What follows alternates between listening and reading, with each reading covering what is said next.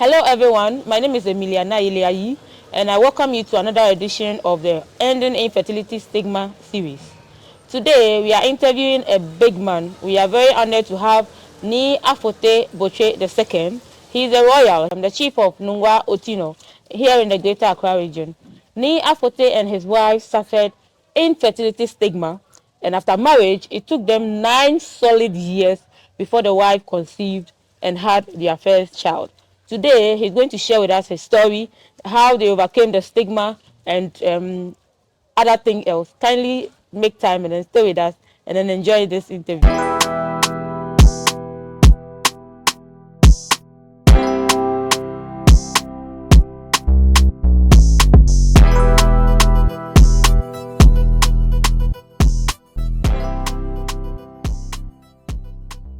Good afternoon, Nii. Good afternoon. And thank you so much for availing yourself for this interview. We are very, very honored. Thank you so much. A lot of people draw inspiration from you, and I'm very, very sure that they are going to draw inspiration again. They are going to draw encouragement from whatever you are going to share with us this afternoon. Thank you. So, Nii, you told me that after marriage, it took you and your wife 9 years to have your first child. I can imagine how you people felt. The stigma and then other things associated, linked with infertility. Kindly share with us, during this 9 months, this 9 years that you were expecting to have your first child, that it never happened. How is the feeling like?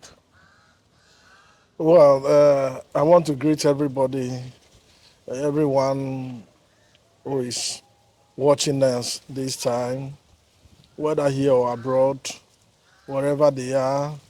It is our prayer that God will bless each one of us and grant all our heart's requests, more especially when it comes to child issues. I have been a victim for 9 solid years, and it wasn't an easy task. But I have to also thank God for my family and the family of my wife for supporting us in all these 9 years. And I also have to thank my late father for his contributions towards it.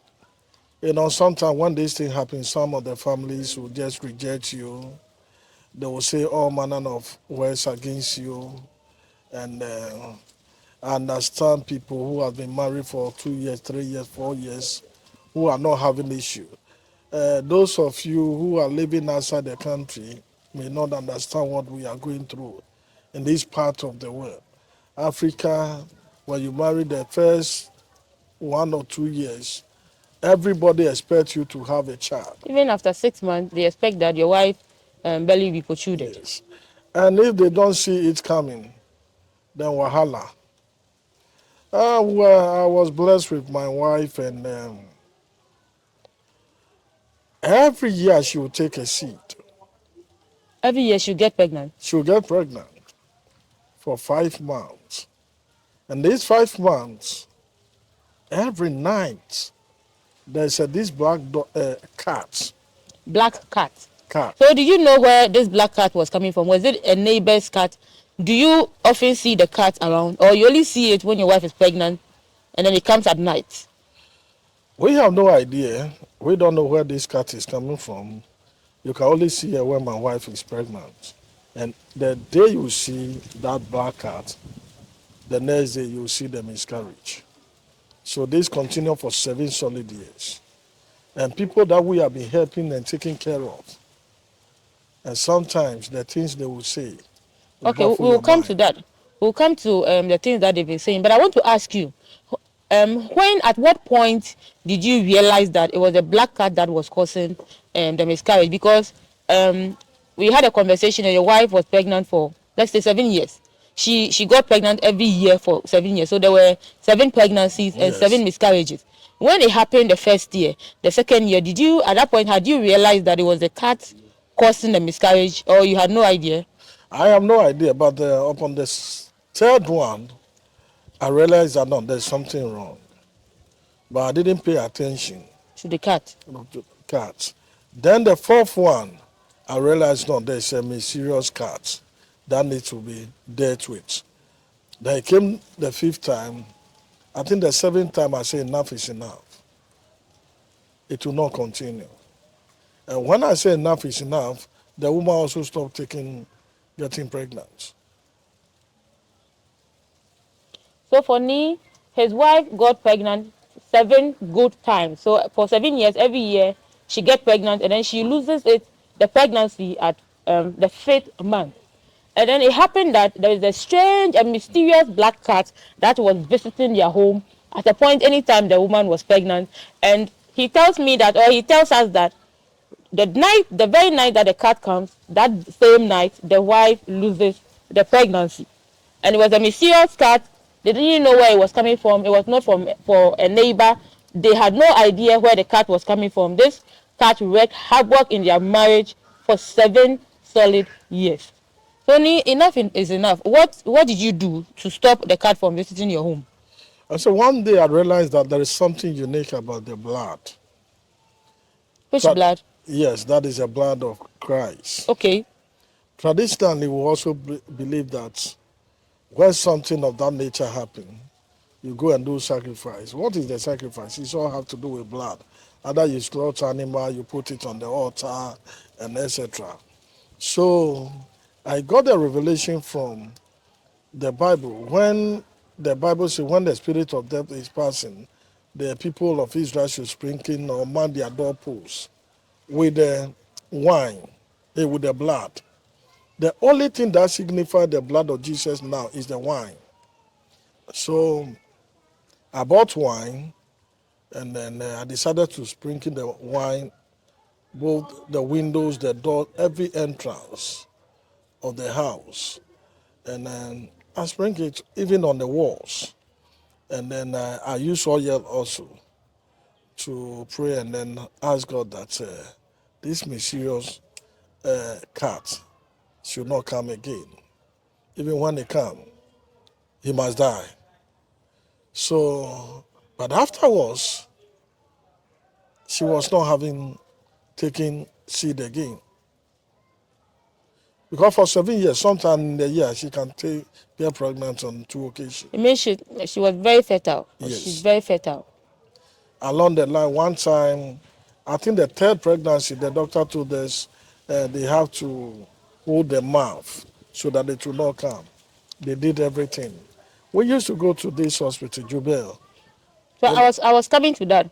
That we've seen that it had a spiritual reason why your wife was losing the pregnancy. So I want to ask, beyond the spiritual reasons that you, or the spiritual perceptions you had about the miscarriages, did you visit the hospital with your wife? Yeah. There were a lot of, we've been to almost all the hospitals you can think of. And that is why I have to also thank my father, because we're taken to places, Kolebu, etc., etc. In fact, and I always have to accompany my wife, because many times we accuse the women, but maybe we the men too. But when they did my sperm test at the Kolebu Teaching Hospital, I was told since 1979 I was the second highest to get the count they want. So then. So it means you were fertile. You had no Yes. issue with your sperm. Yes. Then along the line, they said, okay, they have to flush her womb, and then she would take the seed. They did flush the womb, and then it came the same thing. That after she stopped getting pregnant, then they have to flush the womb and see. They did all this, and she is still not taking. We went to one of the hospitals. My father believed that no matter what, it will happen. Well, that is around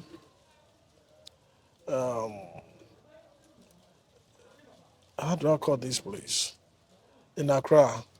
But the doctor is called Dr. Quiz. Dr. Quiz and Adabraka. Okay. Adabraka. My father said he's one of the best. He has taken a lot of people there. No matter what the situation, you still get pregnant. and nothing happened. My father took us to a lot of places. We went both the orthodox and the traditional way of getting, and then the only place that was left at that time was Champion. And I said, enough is enough.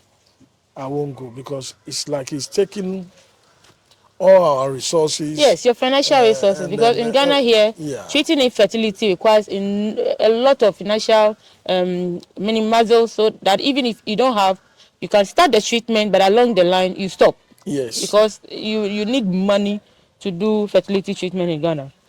So I want to find out, in the 8th year or in the 9th year of your marriage, your wife got pregnant. So I want to believe that the car did not come again, because I know the child is 14 years now. well, um, I don't know me seriously. There was a this dog who came and visit us and stayed because here you always get food. And then the dogs became our friend. Actually, I'm good when it comes to animals and etc. So he became our friend. And then this dog will always walk on the wall when around 4 p.m. to the 6 p.m. You didn't know every the dog. The dog just came from nowhere. nowhere. And then so we're keeping this dog. But one of the funny things is, after some time, we realized that every night he will kill a cat, not the black one, but the white cat or any other color. Every night, So you wake up in the morning and you see that the dog has killed a cat. the cat. So my wife got pregnant again.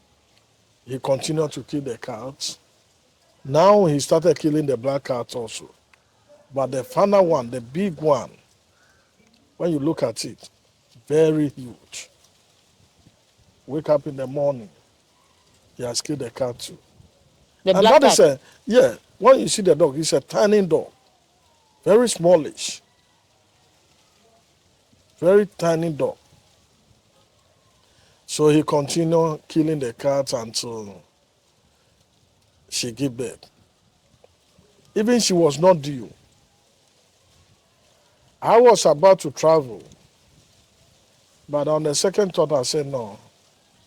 We're having conversation in the house around between 8 and 9 a.m.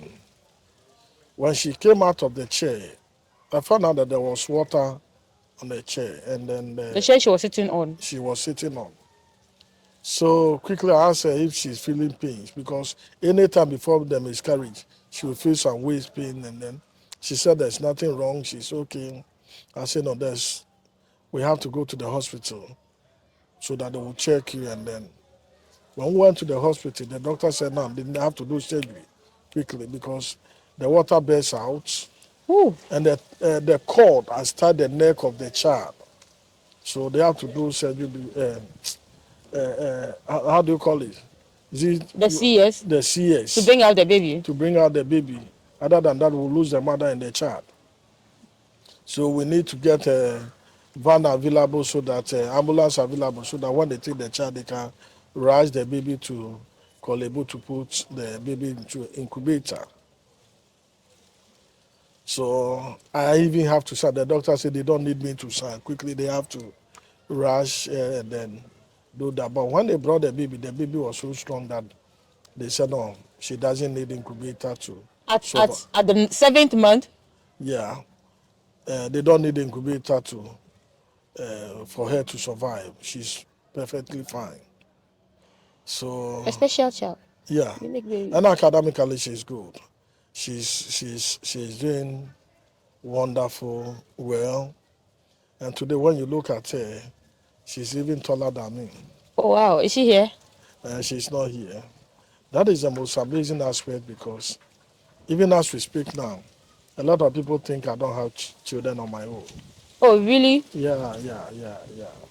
You know, because of the circumstances and whatever happened, um, I'd like to ask, around that time that you were experiencing the miscarriages with your wife, were you a chief? no, I wasn't the chief. But you supported your wife, Yes, you were solidly behind her, and yes, you were always visiting the hospital with yes, we her. always go together. So the thing is that Nii believed that a black cat, a mysterious black cat, was responsible for their miscarriages. But beyond that, they visited the hospital, and there were many suggestions. They needed to tie the cervix. They needed to do this, to even blow the womb, to flush the womb, and they did all of that. There were still miscarriages until a dog came to be his friend in the house. Just the dog came from nowhere, same as the black cat, and then this dog was able to kill cats every night until it finally killed the black cat. That was the same year the wife took seed, the wife conceived, and this time around carried the pregnancy. So the 7th month, when there was an emergency, and then the baby had to be taken out by surgical procedure by CS, and the baby came out at 7th month. The doctor said, no, this baby is fine. We don't need to put her into incubator. You can take your baby home. And today, the girl, he tells me that the daughter is even taller than her. She's strong. She's very brilliant in school. So Nii, tell us, you were saying that people that you looked after, people that you and your wife supported, they were stigmatizing you. But before we come to that, I want to ask you, how did your wife feel all these 7 years that she kept getting pregnant and she was losing them? I know women cry a lot, and especially when it has to do with infertility. You live in the same room with her. She'll be crying at night. Maybe she'll not sleep. Around this time, what were some of the things she was telling you? What were the anguish, I mean, the pain she was feeling? What were her reactions in those days? It wasn't easy because she stopped going to naming ceremony because people would say things that she would not like it. She stopped going to Anytime, naming yeah, ceremony. anytime she would attend a naming ceremony, they say things and then she would come home crying here and there. She stopped going to weddings. I mean, somebody said she has put her stones in her stomach and blah, blah, blah, blah, blah. And these are people we take care of. So they were gossiping. Yeah. I recall 3 months before my father passed away, she has another miscarriage. That was the last one she had. And sometimes I said, well, maybe my father went to intercede on our behalf. Because that was the last one. And my father came. That was the first time my father walked into my hall. He's not far from us, but he will not come to our house to disturb us. Walk into the hall, and then he was crying. Your father? Yeah, and I couldn't look at him. They said somebody said something there. And so he asked me, so does that mean that I'm not going to see my grandchildren before I die? You are the first child? I am not the first child. My father is a strong man who has over 30-something children. But I became his friend. I am his walking stick. Over 30 children. My father will not go out there without me. My father will not do anything without discussing it with me. Even when I travel outside the country, my father will always call me every day. Even when you bring a problem to him, he will tell you, let me consult my son first. So we're that close. And somebody said, look at him. And you can imagine how painful it is. So people were stigmatizing the woman, accusing her of putting stones, arranging stones into her womb so that she will not be able to carry a child. But why would a woman who wants to have a child arrange stones into her stomach, into her womb? I mean, we should stop stigmatizing women. We should stop saying unkind words, cutting remarks, making passing remarks that will get to the person's heart. That is very painful. We need to stop stigmatizing the women. So when she was told that she has put stones into her womb, what did she at any point respond to any of those critics? Oh no, she's the type she will not approach you. All the problems come to me. You'll be crying, quelling herself in the room. Sometimes she doesn't want to come out and all that. She will not attack you. She will not. We know people who have been saying things, who keep on coming to ask for help. But when you come, I say, just allow it. Let it go. God has a reason. There's Bible says in his time he make all things beautiful. But when she got to age 34, She told me she think the children in her womb are all finished, and she doesn't think that she will get pregnant again. Because she was getting pregnant every Yeah, year. yeah. Then I told her, I don't think so, because God has promised us, and God is not a man that will say something that He would not come to pass. I'm sure we are going to have a child, and then she doubted it. Even when she got pregnant, she didn't know she was pregnant. She took it like a normal malaria, so she was treating malaria, not knowing there was someone hiding there. You know. Nii, I really admire the way you were very supportive of your wife, that you visited the hospital with her together and all of that. But I want to ask you, as humans as we are, sometimes you get fed up with the situation that keeps reoccurring. Did you at any point get fed up and you just wanted to give up on her? Like, because somebody will say, now that we've known who the cause is, men can be the cause of infertility, and then women as well. And now that they know, oh, it is not my fault, the woman's fault, some their families or their fathers will even encourage them or advise them to go and impregnate other women out there, just so that they have a child. But your father was different. He was encouraging you, even sometimes holding your hand and taking you to the hospital. So I want to ask you, as human as you are, did you at any point feel, I'm tired, let me just give up and then on my wife, and then to withdraw whatever support you were giving her? Well, it didn't occur to me at that time.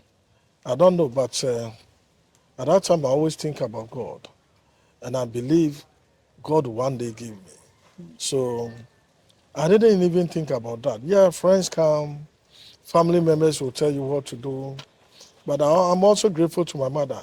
My mother said, oh, when I came to the marriage, it took me some years before I started having children. This is normal.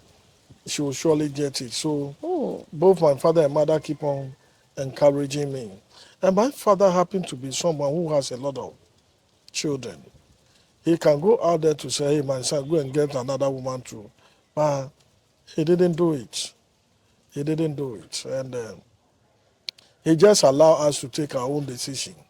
Yes.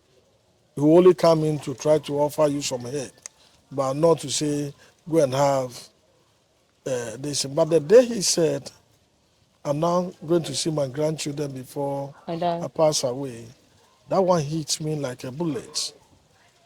But even in that, I did not think of having child somewhere. Yeah.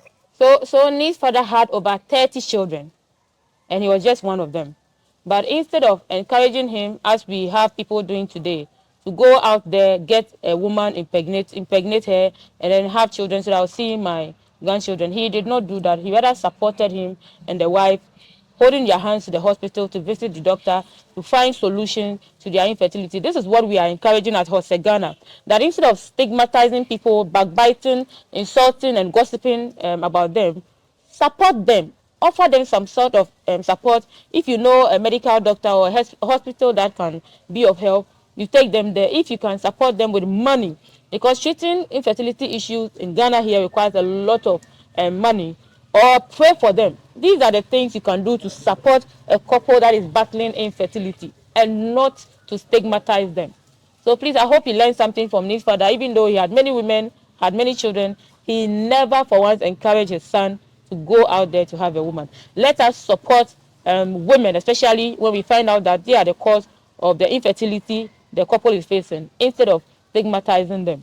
Nii, I want to ask you, of all the things that people said, which one was deep cutting that when you remember today, you still feel the pain?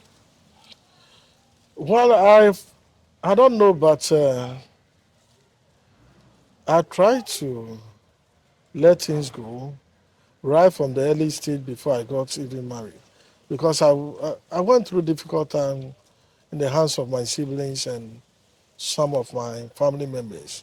So I decided not to allow anything to destroy me. Even I tried to discipline myself that I will not allow broken heart or anything to destroy my life. Whatever happened to me is one of those things. Life is still more important than whatever has happened. But I don't know. After my child, something happened to me. Something unique happened.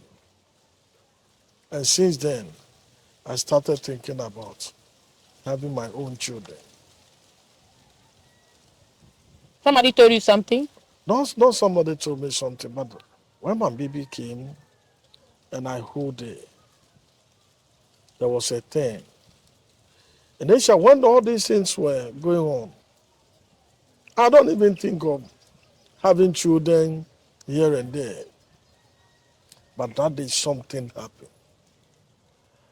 Then I started thinking of having my own children. Then I started thinking of, you are getting older. When are you going to have children?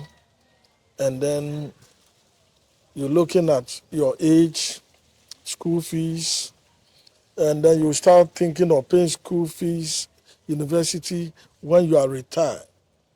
Instead of having fun, you are now going to think of how to pay school fees. So that is why I started thinking that, hey, then again, I realized that I will not allow my end to come before me.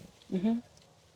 If you don't have issue, your end is becoming an end before you. I think there's this woman, a couple who came here. The man said, I have 4 girls.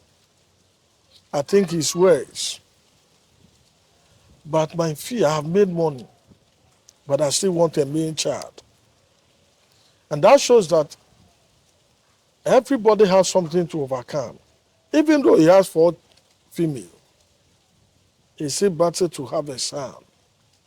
And the 4 female, not that he doesn't love the 4 children. He loved them Oh, to I the love extent them. that Yes. he wanted to die, even die for these children. But the issue now is, I have made money.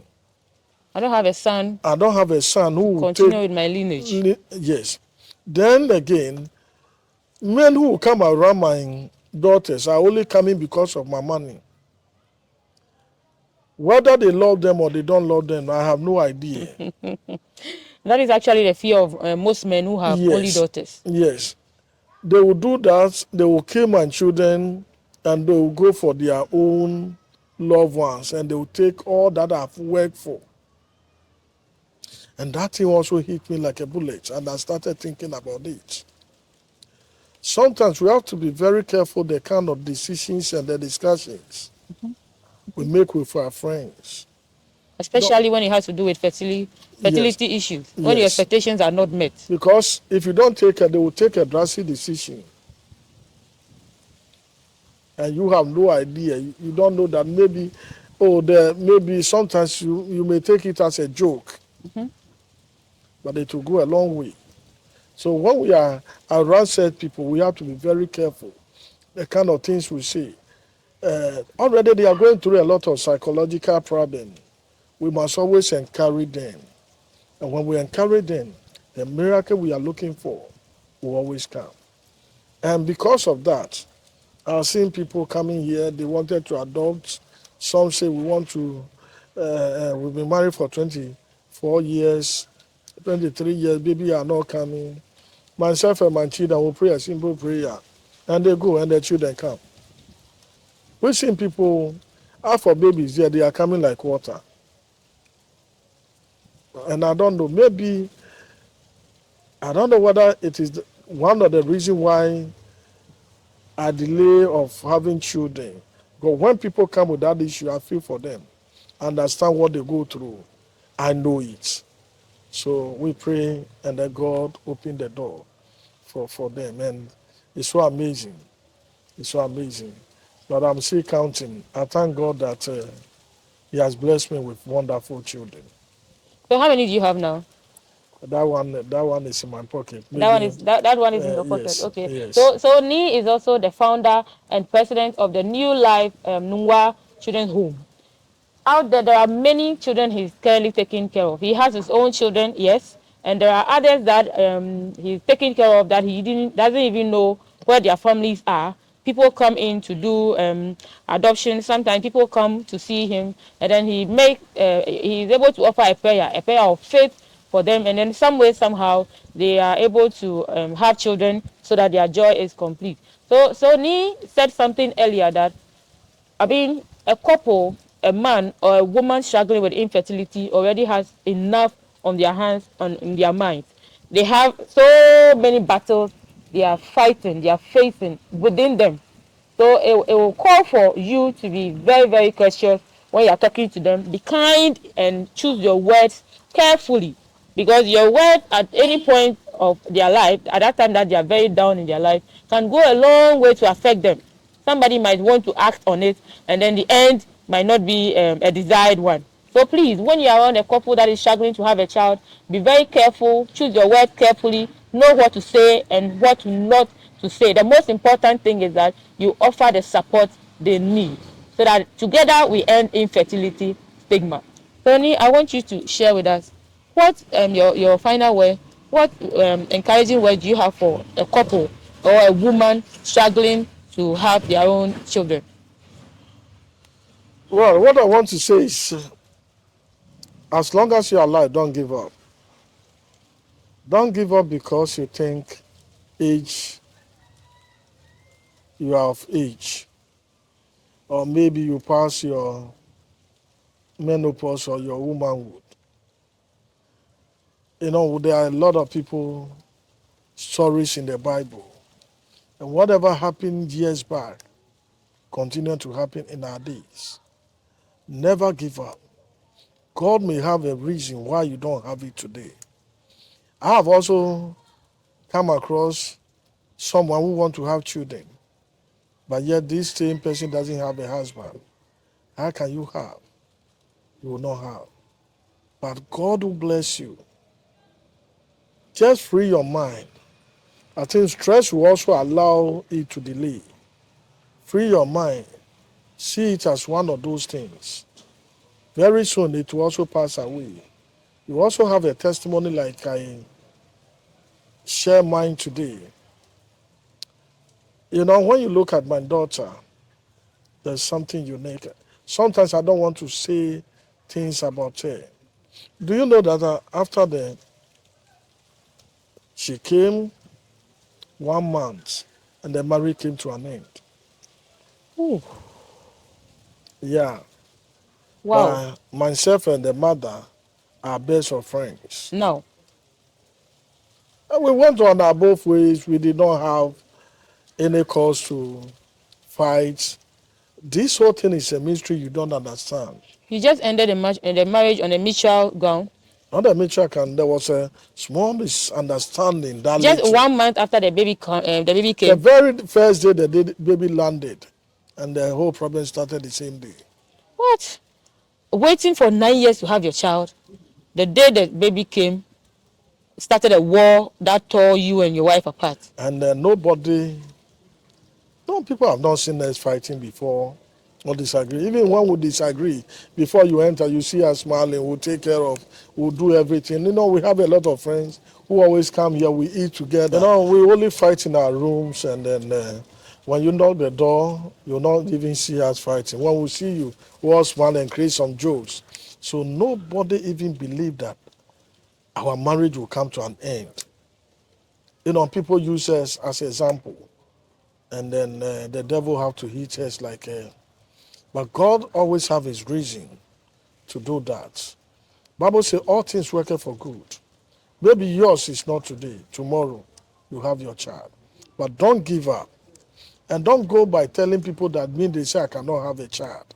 You see, every name there's a spirit behind it. That is why the Bible says, let the weak say I am strong. So even if you don't have a child, don't go by telling people that they say I cannot have a child, I have this. Believe in yourself that there's a creator who can give you, and you always have it. And with God, nothing is impossible. So they need to be positive. They should avoid saying negative things about themselves. So I believe when your time is due, God will do it. But today too, there are a lot of ways that you can always use to have your own child. There are a lot of technology has come. There's a lot of innovative way to have your own babies. I will encourage you, even though there are spiritual things, but I will encourage you to go for it. I didn't say because there are spiritual battles, so I will see it. But I did my part as a human being, all the hospital, everywhere. I made sure that I have to rule all those things out. But by the end of the day, God has given us a beautiful girl who is my precious one. She's my precious. You can jealous about her, but she's my precious. I share in your joy. Yeah. I mean, struggling for 8 years and finally getting a child in your ninth year. So your father even died without seeing his dreams happen. He died without Yeah. seeing his grandchild from Yeah. you. So you heard Nii Afotey Botwe II. He's the Chief of Otinor in Nungua. He's also the founder and president of the New Life Nungua Children's Home. So Nii says that if you are expecting to have your child and there seems to be a delay, do not give up.